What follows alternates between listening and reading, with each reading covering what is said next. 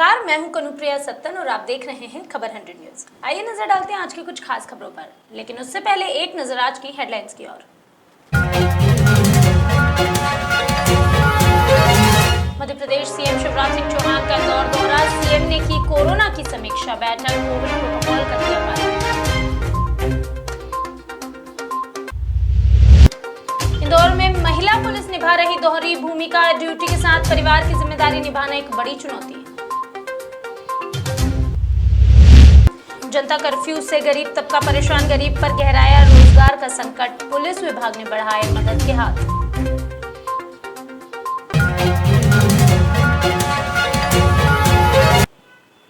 गुरुवार को मध्य प्रदेश के मुख्यमंत्री शिवराज सिंह चौहान अपने एक दिवसीय दौरे पर इंदौर पहुंचे। इंदौर के इस दौरे के दौरान कोविड प्रोटोकॉल का पूरा पालन किया गया, जिसके चलते कोई भी जनप्रतिनिधि एयरपोर्ट मिलने नहीं पहुंचा, सीएम को रिसीव नहीं किया गया। इसके बाद कलेक्टर कार्यालय के एंट्री गेट पर भी थर्मल स्क्रीनिंग के साथ ही ऑक्सीमीटर से ऑक्सीजन सैचुरेशन चेक किया गया। इन सभी प्रोटोकॉल को फॉलो करते हुए मुख्यमंत्री शिवराज सिंह चौहान ने जनप्रतिनिधियों और प्रशासनिक अधिकारियों की मौजूदगी में कोरोना की समीक्षा बैठक की और जरूरी दिशा निर्देश भी जारी किए।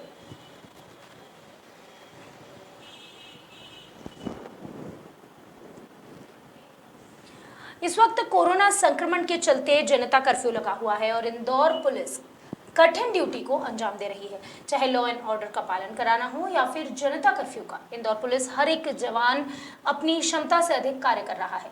इसी बीच देखने में आ रहा है कि पुलिस देशभक्ति के साथ साथ मानव सेवा का भी काम कर रही है। थाना प्रभारी इंद्रेश त्रिपाठी के अनुसार वर्तमान समय में पुलिस विभाग ने जो भी काम किए हैं वो सेवा भावी कार्य हैं, जिसकी वजह से आम जनता के मन में पुलिस को लेकर विश्वास और बढ़ा है। इन्हीं सब बातों से प्रेरित होकर उनकी बेटी ने अपने मन की बातों को एक कविता में संजोया है। जब सुनी राम ने पुकार और सुनी अल्लाह ने गुहार, तब जाकर लिया इन्होंने खाकी के रूप में अवतार। जिन लोगों का तुम करते थे बखान, आज छोड़ चुके हैं वो मैदान। जान की बाजी लगाकर खड़ी है खाकी सीना तान। जिसे कहते थे तुम निष्ठुर, आज उसने भूखे को खाना खिलाया। ताजुब खा गई जनता सारी, कोरोना ने भी क्या समय दिखाया। भ्रष्ट कामचोर निकम्मा इन्हें कहने वाले, फूलों से कर रहे इनका सम्मान। चूर होगा गुरूर भीम का भी, जब देखेगा ऐसे बलवान। बेबाक है हौसला इनका, जो लोगों की जान बचा रहा है। ऊपर वाले ने तो दुनिया बना दी, अब वही तो इसे संभाल रहा है। कंधों पर सितारों की चमक और सर पर 4 सिंह है इनकी आराइश। अपने देश के लोगों की हिफाजत ही है इनकी सच्ची। क्या है कि विगत 1 वर्ष से, पिछले साल से हम लोग देख रहे हैं कि कोरोना महामारी जब से आई हुई है तो पुलिस के साथ साथ पुलिस परिवार वाले भी उसको महसूस कर रहे हैं। पिछले वर्ष 2020 में जब कोरोना स्टार्ट हुआ तो हम लोगों को निर्देश मिले कि संक्रमण फैल रहा है तो परिवार वाले सुरक्षित रहें और पुलिस मैक्सिमम टाइम फील्ड में रहे। तो सभी लोगों ने, हम लोगों ने अपने आप को 2-2.5 महीने तक घर नहीं गए थे और अपना होटल में रहना शुरू किया था, जिससे कि मौके पर रह भी सकें और घर वालों से दूर भी रहें। तो 2-2.25 महीने पिछले बार भी मैं नहीं गया। पिछले बार हमने एक अपने साथी को खोया, तो कुछ चीज़ें ऐसी रहीं। फिर अक्टूबर में मुझे भी कोरोना हुआ, तो बच्चे भी इस चीज़ को महसूस करते थे। कोरोना काल के इस भयानक दौर में पुलिस विभाग भी एक कठिन दौर से गुजर रहा है। कितने ही पुलिसकर्मी इस दौरान शहीद हुए हैं और कितने ही पुलिसकर्मियों ने अपने परिजनों को खो दिया है। इंदौर का पलासिया महिला थाना इससे अछूता नहीं है। यहाँ मौजूद स्टाफ ने भी अपने परिजनों को खोया है।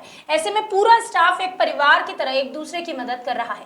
थाना प्रभारी ज्योति शर्मा के अनुसार थाने पर मौजूद महिला स्टाफ के सामने ड्यूटी दायित्व के साथ परिवार की जिम्मेदारी निभाना एक बड़ी चुनौती होती है। ऐसे में इस तरह की घटनाएं महिला स्टाफ को मानसिक रूप से काफी प्रभावित करती है। इसलिए इस वक्त पूरा स्टाफ एक परिवार की तरह एक दूसरे की मदद कर रहा है।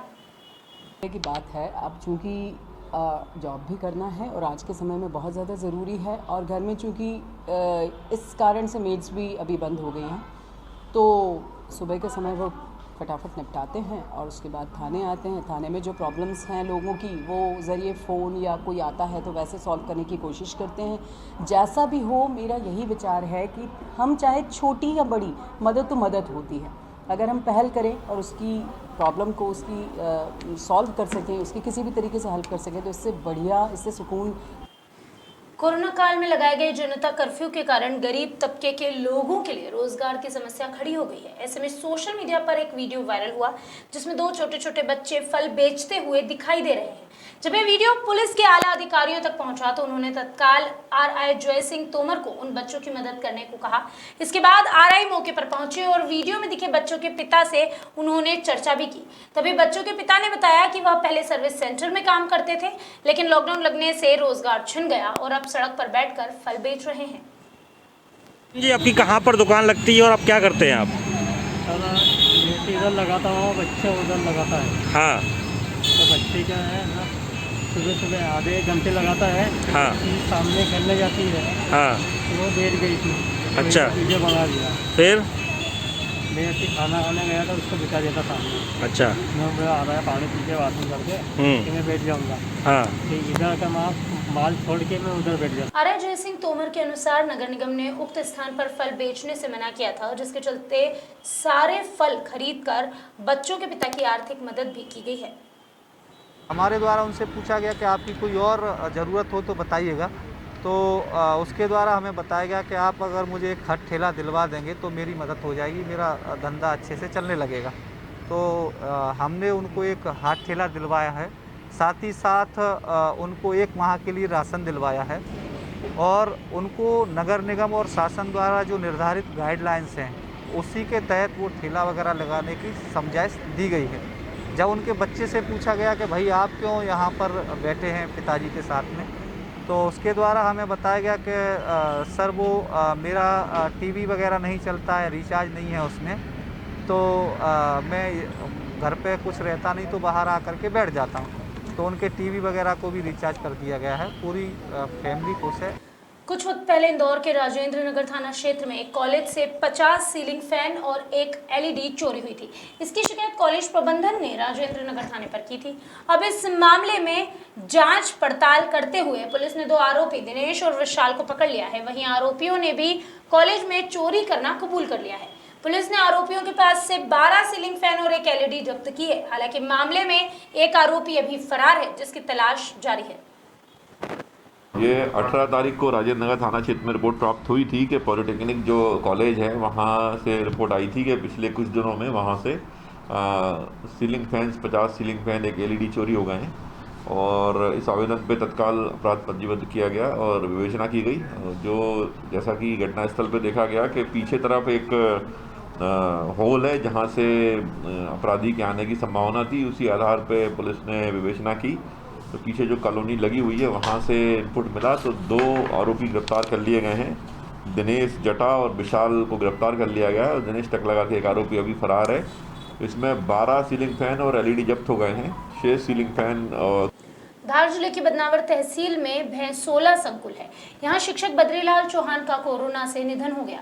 इस दुख की घड़ी में संकुल की परंपरा अनुसार समस्त कर्मचारियों ने सहयोग राशि एकत्रित कर उनके बेटे नरेंद्र चौहान को 46,000 रुपए भेंट किए। साथ ही शोक संवेदनाएं भी व्यक्त की।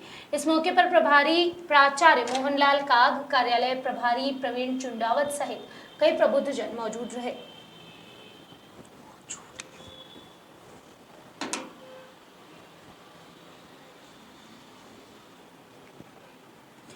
कुछ दिनों पहले इंदौर के एरोड्रम थाना क्षेत्र में 2 पड़ोसियों के बीच जमकर विवाद हुआ। इसकी शिकायत थाने पर दोनों ही पक्षों ने की। अब जांच में सामने आया है कि एक युवक ने हवाई फायर भी किया था। इस मामले में कार्यवाही करते हुए पुलिस ने अमूल्य जैन को हिरासत में ले लिया है। साथ ही मौजूद अजय मराठा को भी गिरफ्तार किया गया। एडिशनल एसपी प्रशांत चौबे के अनुसार युवक ने पूछताछ में एयर पिस्टल से फायर करने की बात स्वीकार की है। हालांकि एक युवक अभी फरार है, जिसकी तलाश पुलिस कर रही है। ये परसों रात में एरोड्रम थाना क्षेत्र में 2 पड़ोसी परिवारों में झगड़ा हुआ था। इसी दौरान एक अमूल्य जैन आरोपी है जिस पर ऐसा आरोप लगाया गया है कि उसने हवाई फायर किया था। विभिन्न धाराओं में प्रकरण पंजीबद्ध कर लिया गया है। अमूल्य जैन को अरेस्ट कर लिया गया है, पूछताछ की जा रही है। इसका एक साथी अजय मराठा, उसको भी अरेस्ट कर लिया गया। उसके साथ में एक और आदमी आया था, उसकी तलाश। अभी के लिए बस इतना ही, लेकिन खबरों का सिलसिला लगातार रहेगा जारी। जुड़े रहिए खबर 100 न्यूज़ के साथ, जनता की बुलंद आवाज़।